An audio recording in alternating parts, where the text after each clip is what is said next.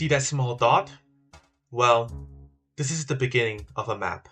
One that is filled with rooms, one that expands outwards as much as possible.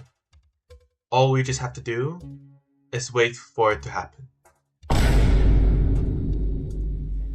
This is the dungeon, and the maze is just the beginning.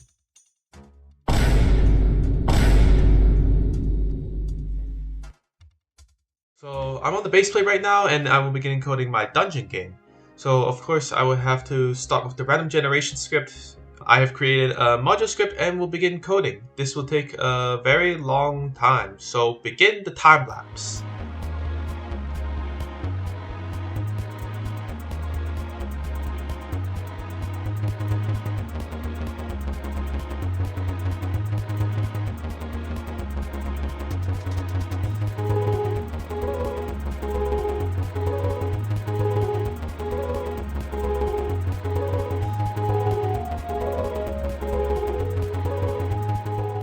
Okay, so I just finished coding the script and now I'm going to test it out. Okay, it seems... Oh. This is... I think I overdid it. This is way too many rooms. Let me see how I can fix it. Ah, there's the problem. Okay, now it should work. Ah, there we go. Now we have finally created a random dungeon generator, which can generate dungeons in the shape of this, that, and this as well.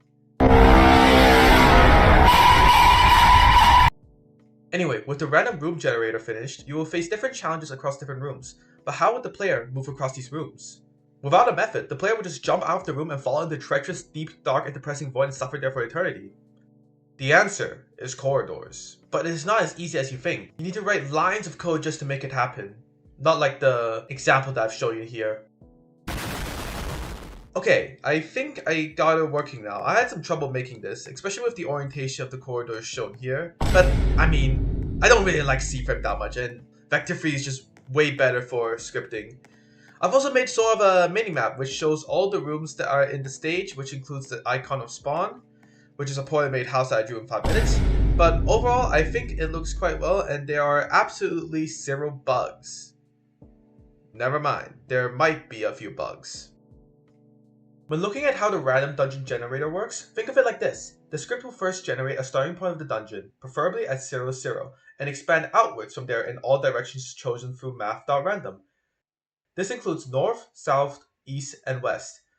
A new room will be generated on that direction in a grid-like structure, and this continues till all rooms are generated except one. The last room will be the end zone, or the room that will teleport the player to the next level. This room is generated only on the tile that is furthest away from the starting tile. This is calculated through vectors, so in this case, the end zone will be generated here. Once again, the script will decide which direction the end zone should be built in. In this case, the end zone will be built north of the chosen tile. As for the number of rooms, the script decides based on the level the player is in. Moving on, I've also modeled a chest that will be used by the player to obtain weapons. However, it's still not colored yet, but I'm currently thinking of coloring it as a sci-fi type of chest.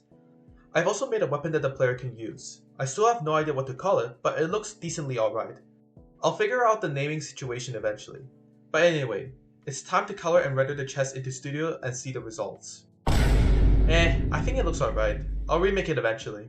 I've also decided to animate the chest meanwhile, making an open animation for the chest that the player can use. Overall, I think the final result is great, but I still have to code the player receiving the weapon from the chest.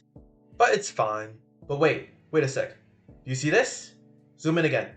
Look at this. This proximity prompt looks horrible. If only if there is a method to make it unique. But I don't really know how to do that. So I found this article that tells you how to make custom proximity prompts. Seems interesting, but my attention span is too low, so I'll just click this and download the code. And there we go. Custom proximity prompts are created. Of course, I'll remake them eventually, but this will suffice for now. Shout out to RealMao for open sourcing the code. On the other hand, I've also made the weapon actually work. This is of course not final, as the sound effects are quite interesting currently for an automatic weapon. Actually, let me just stop talking for a moment to let you hear it. Yeah, it isn't really that great. If you are wondering how I managed to code this weapon system, well, I'm glad you asked. I just reused my old assets. I created a working gun system a long time ago, seen in the footage that's from one of my older projects. I still have to make some changes, such as removing the reload system and adding bullet tracers, but it saved me a lot of time. Anyway, I think this is enough for today, or at least for this development update. I have some fantastic ideas in mind and I want to execute them before the next development update. Have a nice day, everyone.